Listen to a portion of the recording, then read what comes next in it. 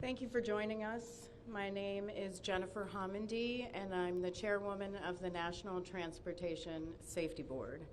The National Transportation Safety Board is an independent federal agency that's charged by Congress with investigating every civil aviation and serious accident and serious incident in the United States and significant events in other modes of transportation. I want to start by expressing our deepest condolences, our sympathies on behalf of the entire board for those who lost loved ones in this terrible tragedy. Our thoughts, our prayers are with you. Entire communities were affected, and we are thinking of you. With me today is Bryce Banning. Bryce is a senior aircraft accident investigator with the National Transportation Safety Board. He's also going to serve as our investigator in charge of this investigation. Also with me today is the entire board. We have Todd Inman, member Todd Inman. Todd is going to serve as the board member on scene, the spokesperson for this investigation. All of the board members will be here. We have Vice Chairman Alvin Brown, member Mike Graham, who lived in Wichita for 20 years, and we also have member Tom Chapman. The NTSB's headquarters is just a mile from here, and so we are all here because this is an all-hands on-deck event, and we're here to assure the American people that we are going to leave no stone unturned in this investigation. We are going to conduct a thorough investigation of this entire tragedy, looking at the facts. Now, with that, I want to level set. When we go to the scene, and we were here last night, we allow the responders to do their important safety mission, which in this case was search and rescue and recovery. We stand back to allow them to do their important safety mission. And so this for us is our first full day on scene with our entire crew coming together. We have about nearly 50 people on scene, and in addition to our resources back at headquarters in our labs and throughout the agency.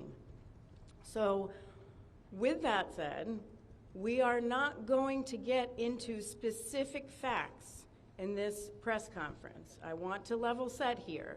We're going to get into our investigative process. As we are able to confirm factual information, we will provide that. I do want to say this is a whole of government effort. I was able to brief, along with others, the President of the United States and the Vice President this afternoon. I want to thank them for their leadership, for their tremendous support of the NTSB, for our investigators, and for the responders that are on scene doing an important mission. I also want to thank Secretary Sean Duffy, who I was communicating with early on after we first got word of this tragedy. We've been working together throughout the day, along with his team at the DOT and within FAA. I also want to thank Secretary Pete Hegseth, who was also integral in working with us today. Chris Rocheleau, the acting administrator of the Federal Aviation Administration. We've heard from many members of Congress on both sides of the aisle, and so I will say this is a tremendous, one more time, whole of government effort. I also want to take a moment and thank the many, many responders that have been on scene. It has been an incredible effort. And I will have a full list that I will provide, that we will provide tomorrow, but I do want to thank them for all their work. With that, I'm going to turn it over to Member Inman for additional remarks.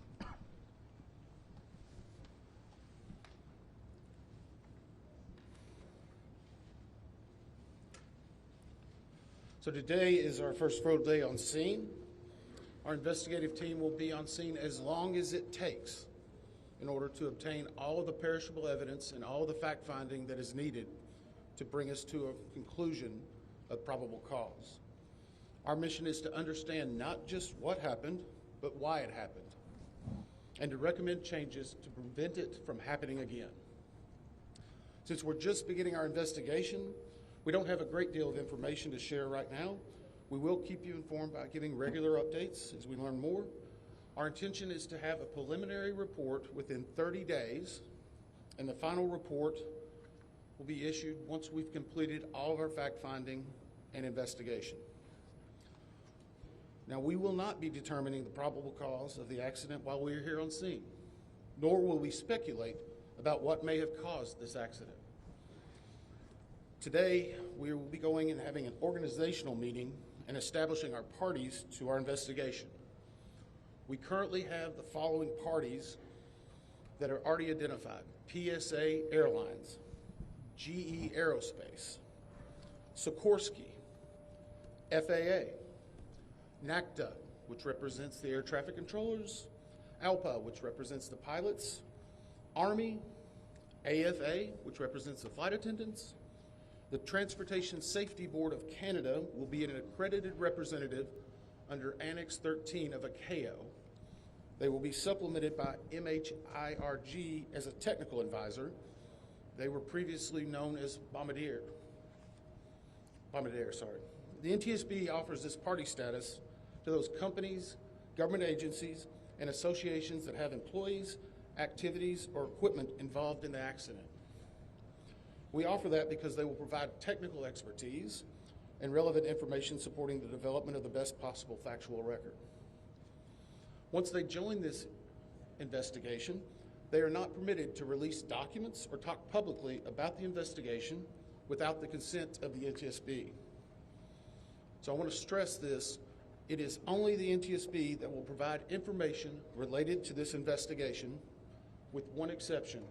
Regarding the fatalities that occurred, that notification will be handled by the DC medical examiner. We will not be discussing fatalities or names. That will be handled by them as the proper authority. So we want to talk a little bit about our process. We will analyze the facts and determine the probable cause of the accident, and then issue a report of those determinations. I also want to talk a little bit about some additional people that are here with us, and they're very important to us, and that is our family assistance group. Later today, we will be briefing the families. We normally try to do this before a media event, but in this case, they're still arriving. Our family assistance specialists are already working closely with local officials and others to help assist them in their efforts to support everyone that's affected by this accident. And let me just reiterate what the chair said. A loss of life in an aviation accident is very unusual in the United States, and our heartfelt sorrow goes out to everyone that's affected. It affects us, it affects everyone around us. There are a lot of people hurting today. We will help find out what happened. We will do it factually, and we will do it accurately. As part of this, we are going to be standing up some specific working groups.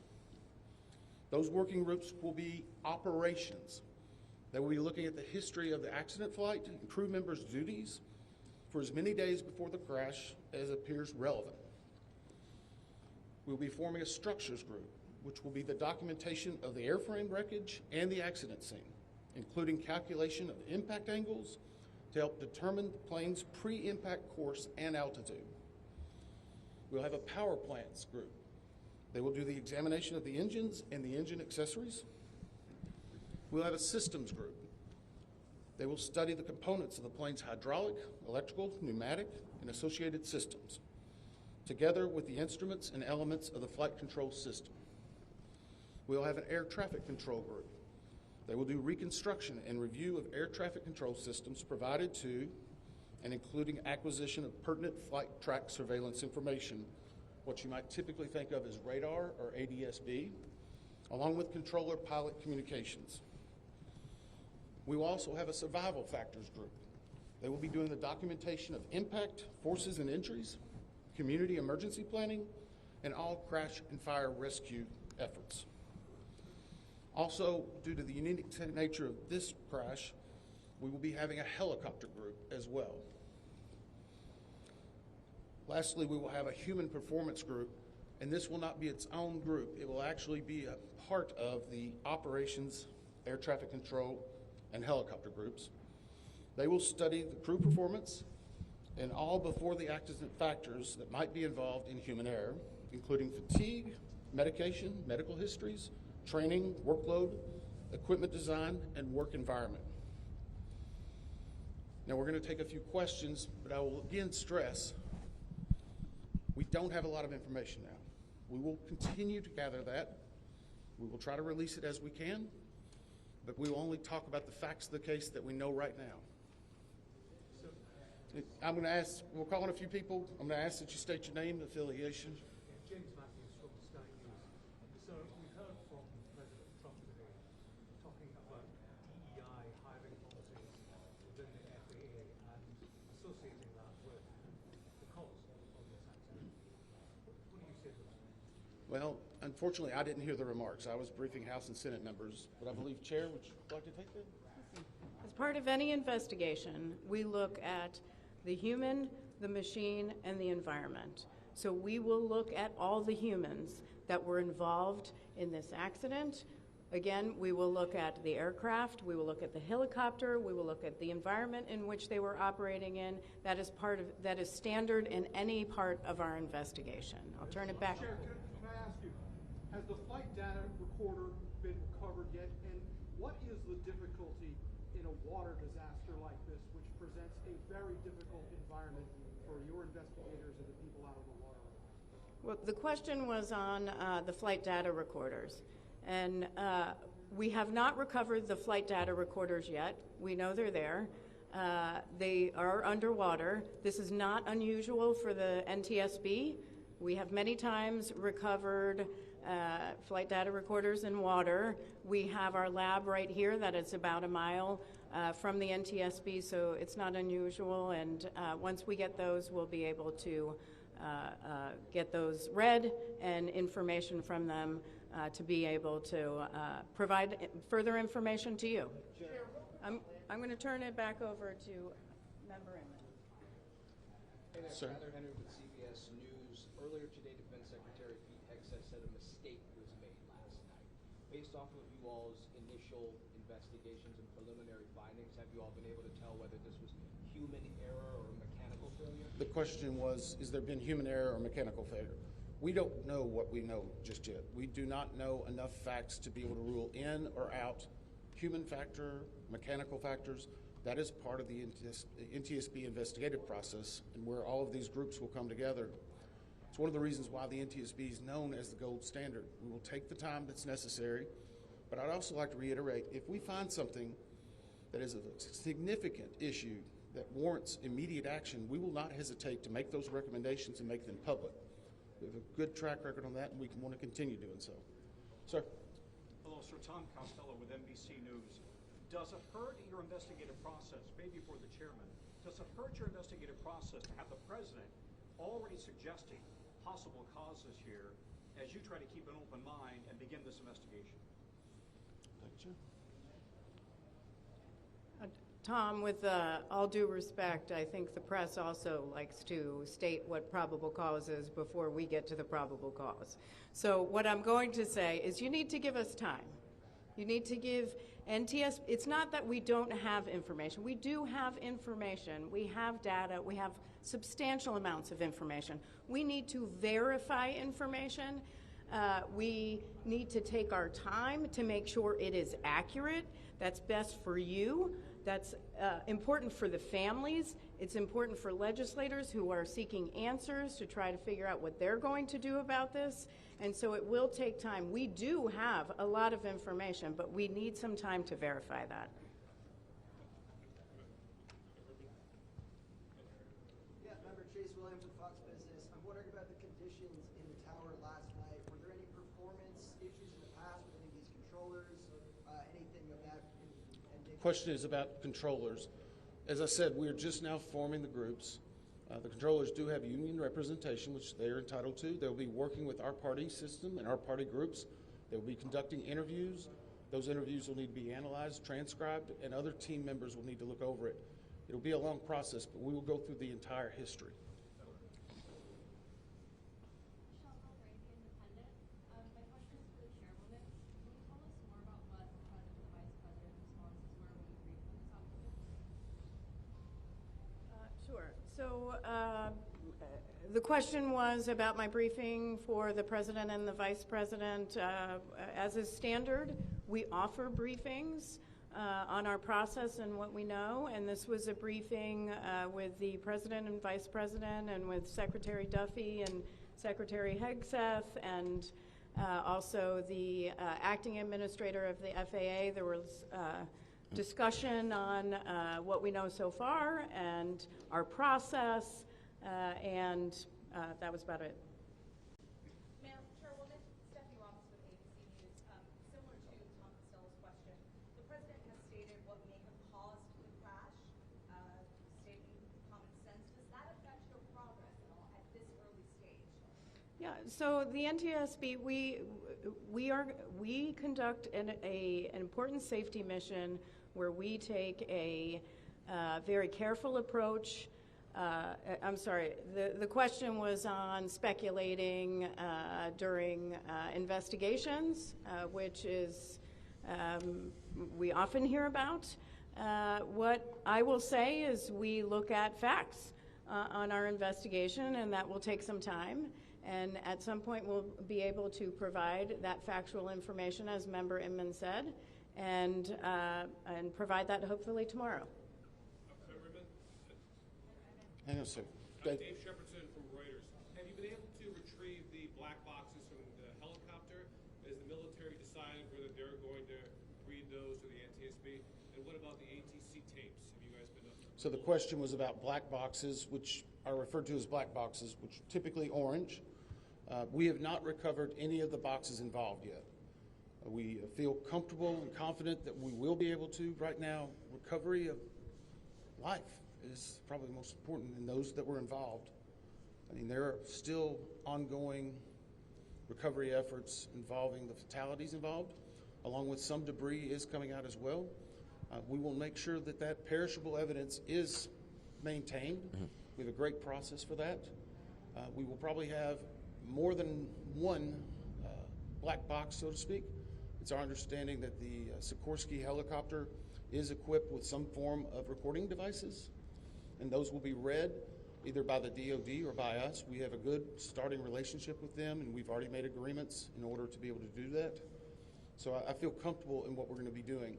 The other question was about air traffic control. We received a very large package of information from the FAA at about 3 a.m., I believe, this morning.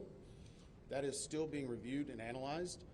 I would say there's a lot more information that usually comes in that than what you may find online and people might speculate about. And that is part of that overall process where we take the time to get the information correct and to make sure all the parties are engaged and involved and can fact check that information. One. Gabe Cohen from CNN. Can you tell me if the NTSB has reviewed this FAA internal report that has been cited by the New York Times indicating that the controller that was on duty at the time of the crash was doing a job that's usually done by two people?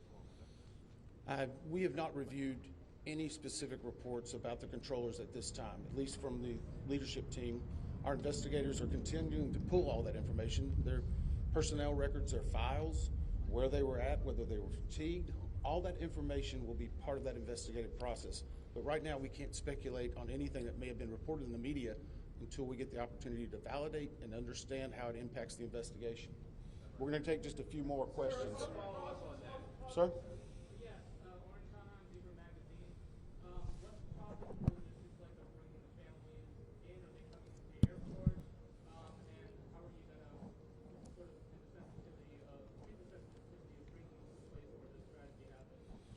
So the question is about the families, and many of those families are still en route. Some are still being notified from both the military and from the commercial crash. There is a family assistance facility that's being stood up by American and PSA Airlines in Bethesda, Maryland. They've already been working on that, standing it up. Our team from our disaster assistance team has also been coordinating with them. We plan on briefing them. It is customary that at some point, if the families wish to go to part of the accident site, that we would arrange such a thing, but it will only be when we know that it's safe, we have the correct perishable evidence, and we can do it in the proper modesty that should be for those family members. It will be a little bit of a process, but it will take some time. Sir, to follow up on the air traffic control. No. Sir, or you?